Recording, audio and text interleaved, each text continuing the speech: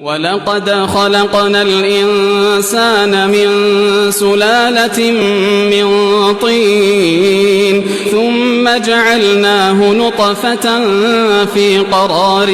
مكين ثم خلقنا النطفة علقة فخلقنا العلقة مضغة فخلقنا المضغة عظاما فكسونا العظام لحما ثم أنشأناه خلقا آخر فتبارك الله أحسن الخالقين ثم إنكم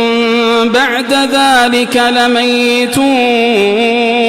ثم إنكم يوم القيامة